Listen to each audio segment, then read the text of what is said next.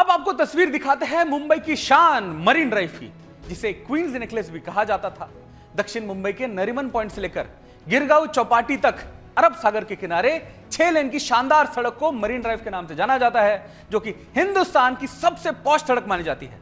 इस सड़क पर रात में चमकती हुई स्ट्रीट लाइट एक सुंदर हीरा मोती के माला जैसी दिखाई देती है। मरीन ड्राइव और गिरगांव चौपाटी का स्ट्रीट फूड मुंबईकर और पर्यटकों को दोनों में बहुत ही लोकप्रिय है और आप इसी में उलझ कर रह जाते हैं। लेकिन असली तस्वीर देखिए। अब जिस सच को आपने अब तक अनदेखा किया, वही आज आपकी पहचान पर संकट बनकर खड़ा है। आप वड़ा पाव और समंदर पर फोकस रहे और वो अपने मकसद तरफ। चारों तरफ आपको टोपी वाले, बुरखे वाले सर ही दिखाई देंगे। ये हालात एक दिन में नहीं बने, बस आपने ध्यान नहीं दिया।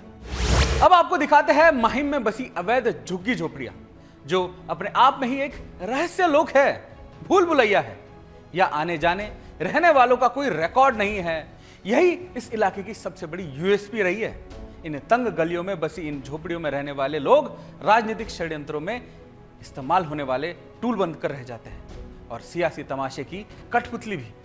मकसद वाली तमाम योजनाओं को आकर भी ऐसे ही नीली पीली में लिपटी झोपड़ियों में दिया जाता है।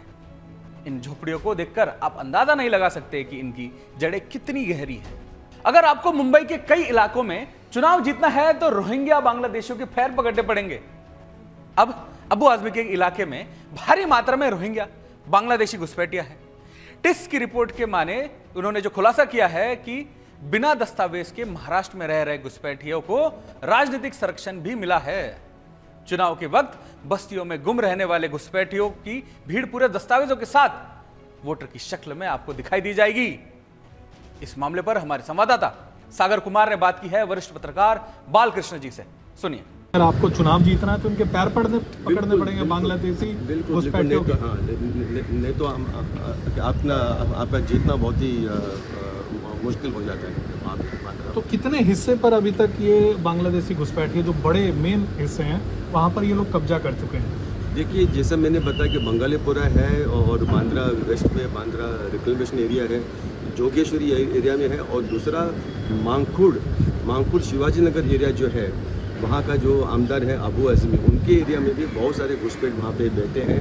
लेकिन लोग कंप्लेन करते हैं, लेकिन कोई एक्शन नहीं रहता है इस सरकार से। बहुत सारे लोगों का उम्मीद था कि भारतीय जनता पार्टी अभी पावर में है महाराष्ट्र में, home minister Bharatiya Janata party का है, तो कुछ तो ठोस कदम उठाएगा। लेकिन पिछले 5 साल में एक भी बांग्लादेशी को यहाँ से बाहर नहीं भेजा गया, और इसका सिक्योरिटी इम्प्लीकेशन बहुत है। और वहाँ पे जो है शिवाजी नगर देवनार वो शहर में, उसके बगल में बाबा ऑटोमिक रिएक्टर सेंटर है।